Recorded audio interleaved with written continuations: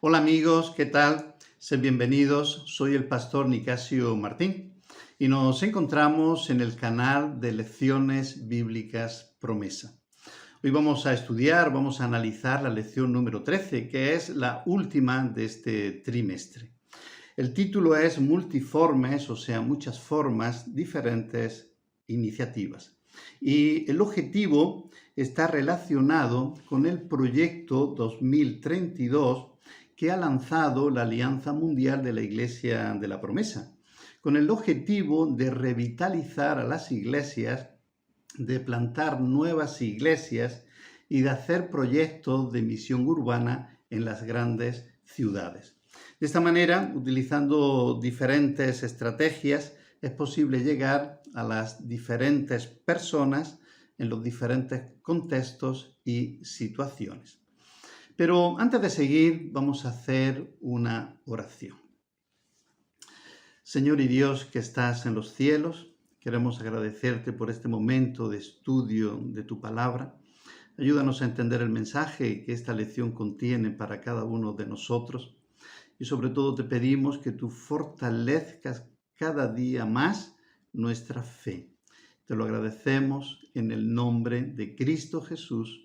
Amén, amén, amén y amén.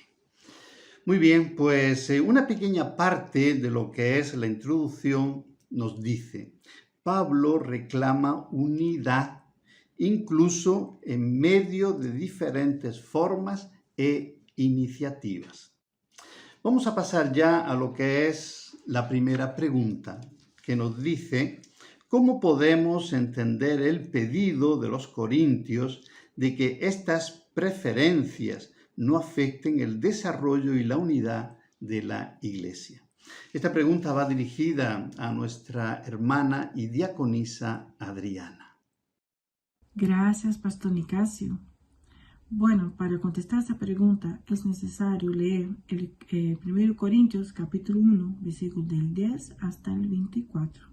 Son varios versículos, entonces voy a leer solamente el capítulo 10, que dice así: Os exhorto, hermanos, por el nombre de nuestro Señor Jesucristo, a que habléis todos una misma cosa, y que no haya entre vosotros divisiones, sino que estéis perfectamente unidos en una misma mente y en un mismo parecer.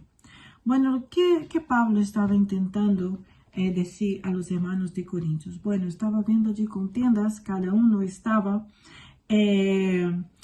defendiendo a su líder, y Pablo lo que estaba diciendo era que no hubiera esas contiendas, que no hubiera discusiones, que aunque cada uno tuviera un método diferente de predicar el evangelio, tenía una forma, una actitud diferente, pero ellos lo que tenían que entender, que ellos tenían que tener un mismo mensaje, ellos tenían que estar unidos en una misma mente, como dice aquí en el final del versículo 10, que dice que sino que estéis perfectamente unidos en una misma mente y un mismo parecer.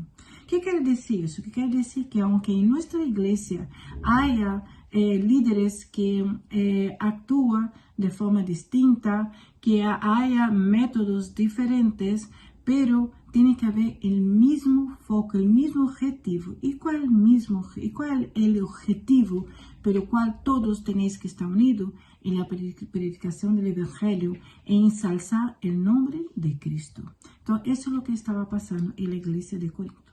Bueno, porque el Señor os bendiga y el Señor esté con cada uno. Hasta luego. Gracias, diaconisa Adriana. Pues sí, efectivamente, no podemos dar lugar a que la unidad de la Iglesia se rompa, porque cuando nos dividimos somos más débiles.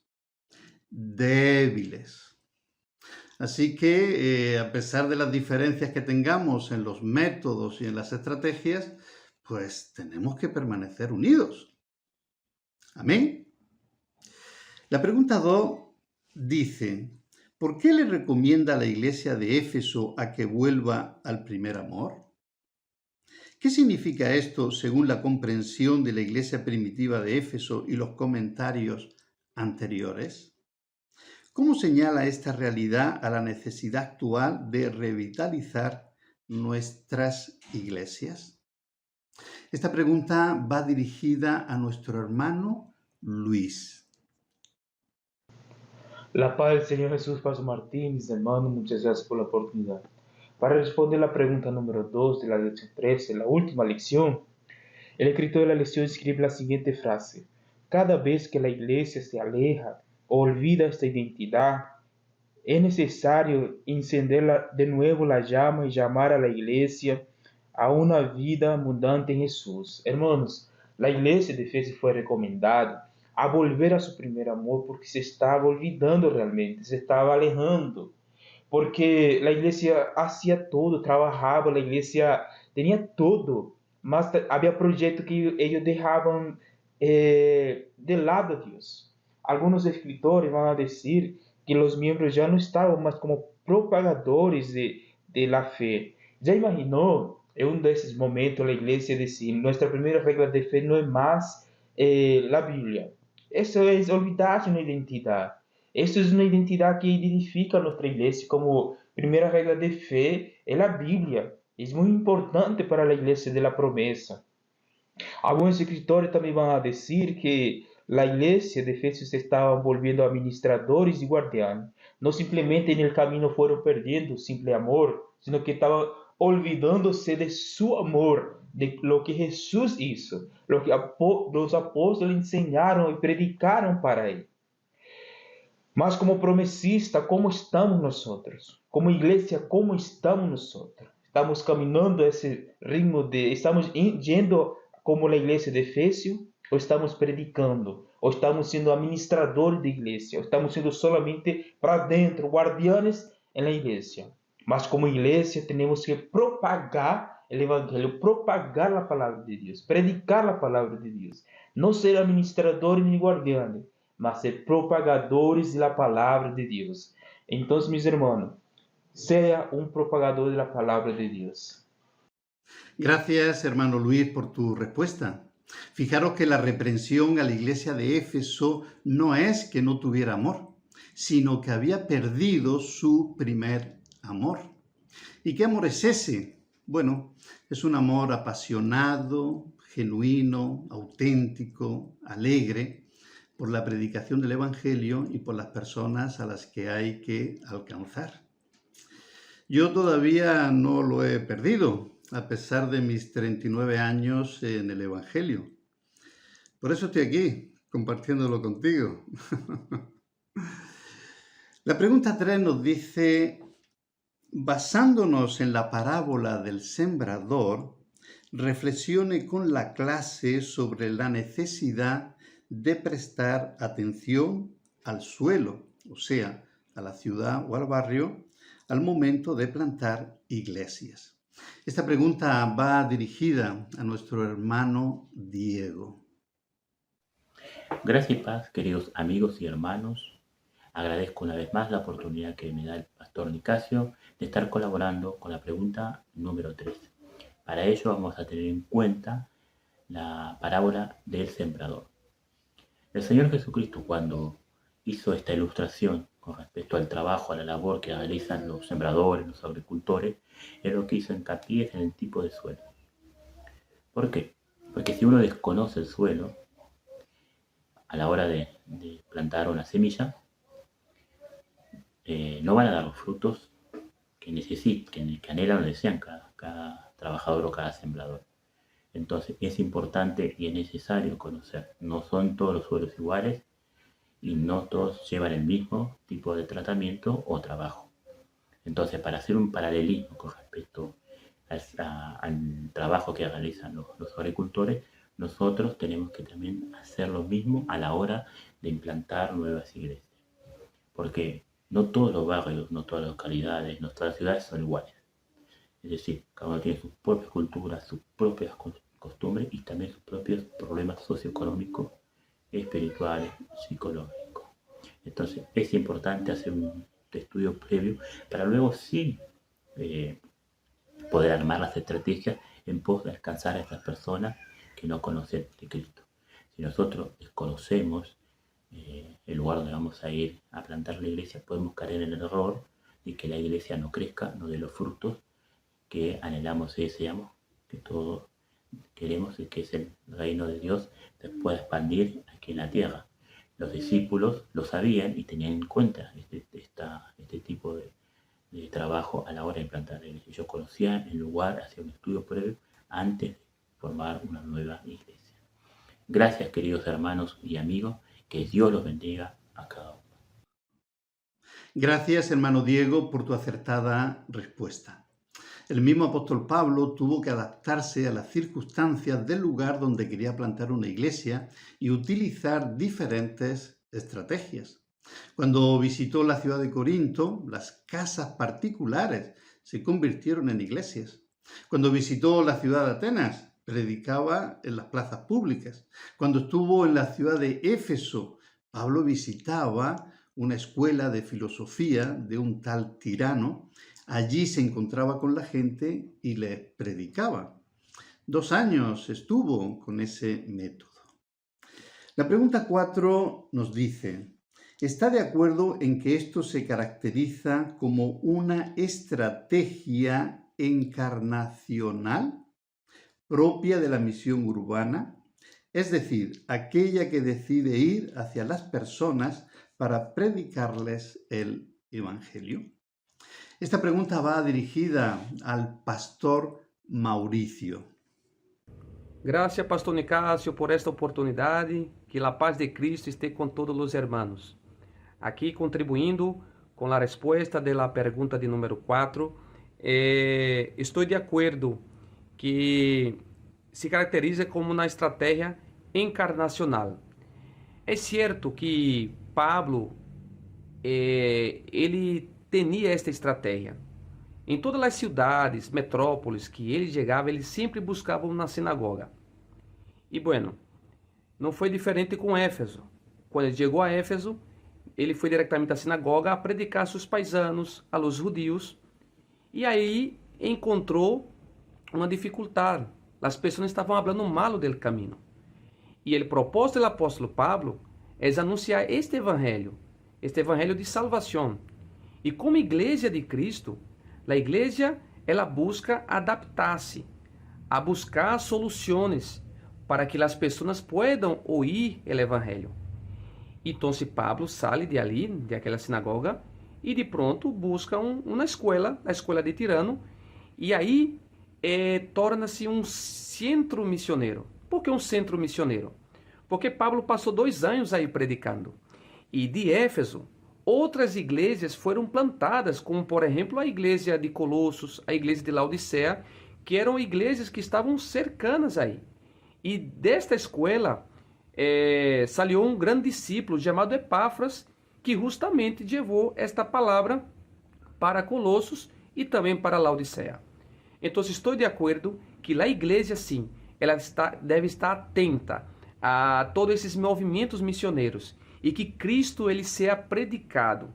Então, podemos sim cambiar formas, cambiar estratégias para que as pessoas sejam alcançadas para a glória de Cristo. Deus los bendiga grandemente. Gracias, Pastor Mauricio. La lección nos habla de la estrategia encarnacional. ¿Qué es eso? La palabra encarnacional proviene de cuando Jesús se encarnó en un ser humano y participó de nuestra vida cotidiana. Entonces, cuando hablamos de estrategia encarnacional, es cuando un misionero tiene esa actitud de cercanía con las personas y se involucra en sus vidas, en sus problemas, en sus luchas, en sus victorias, en sus derrotas, en sus alegrías, en sus tristezas. Y desde esa posición de cercanía, de amistad, de solidaridad, les predica que Jesucristo es el Señor y el Salvador de sus vidas. Les habla de que Jesús es el camino, la verdad y la vida. Amén. La pregunta 5 nos dice: ¿cómo podemos pedir la evaluación sincera de Jesús sobre nuestra propia comunidad local? Esta pregunta nos va a ayudar a responderla nuestra diaconisa Mirta. Gracias, Pastor Nicasio. La pregunta número 5 nos dice: En las 7 cartas a las iglesias de Asia, en el Apocalipsis, se observa alabanzas y críticas a las iglesias. Jesús lo hace por amor y por anhelar que las iglesias encuentren nuevamente vida abundante. ¿Cómo podemos pedir la evaluación sincera de Jesús sobre nuestra propia comunidad local? Fácilmente caemos en esto, de que somos iglesias solo enfocadas en nosotros mismos. Es difícil realizarnos una autoevaluación. Tendemos a ser complacientes con nosotros mismos. Proverbio 3:7 nos dice: no seas sabio en tu propia opinión. Proverbio 14:12 nos dice: hay camino que al hombre le parece derecho. Debemos permitir que Jesús nos evalúe. Para esto necesitamos ser honestos, sinceros, humildes, al reconocer nuestro alejamiento de la misión. En el Salmo 139, versículos 23 y 24 nos dice así: Dios mío, mira al fondo de mi corazón y pon a prueba mis pensamientos. Dime si mi conducta no te agrada y enséñame a vivir como quieres que yo viva. Debemos permitir que Jesús nos evalúe y reconocer la necesidad de revitalizar nuestra propia comunidad local. Permitamos que el Espíritu Santo siga examinando nuestro corazón. Y esto es muy necesario. Apocalipsis 2:5 dice: recuerde, por tanto, dónde ha caído, arrepiéntete y haz la primera obra. Amén. Gracias, diaconisa Mirta, por tu respuesta. Vamos a pasar a la pregunta 6. Nos dice: ¿cómo podemos cambiar nuestra visión de que perdemos personas para bendecir líderes que van en misión de plantación y misión urbana? Esta pregunta es para nuestra hermana Karina.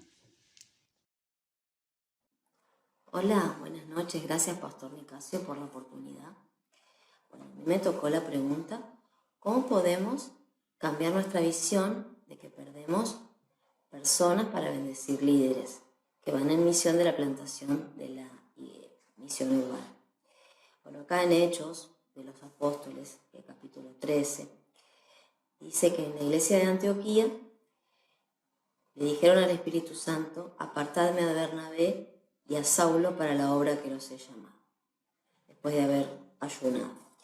Entonces, la respuesta es que nosotros tenemos que dejar en total confianza con el Señor en sus designios y caminos.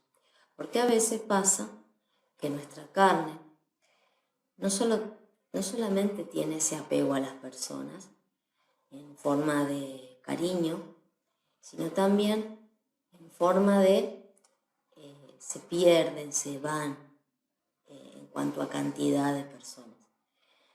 Pero esta visión no es así, porque es el Señor el que está ministrando, vamos a decir, esta logística, esta forma. Bueno, estas personas van en este lugar, estas personas van en otro.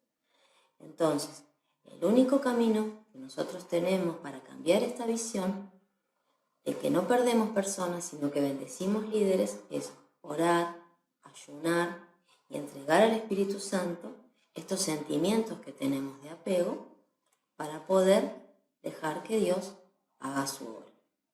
Y esta es mi respuesta. Gracias por la oportunidad. Gracias, hermana Karina, por tu respuesta. Hemos llegado al final de nuestra lección de hoy, pero antes de despedirnos, quisiera dejarte unas palabras del apóstol Pablo, que son las siguientes: que no haya divisiones entre ustedes, sino que estén enteramente unidos en un mismo sentir y en un mismo parecer. Mis amigos, que el Señor os bendiga y ya nos encontramos en la próxima lección. Hasta pronto. Chao, chao, chao. Hasta pronto.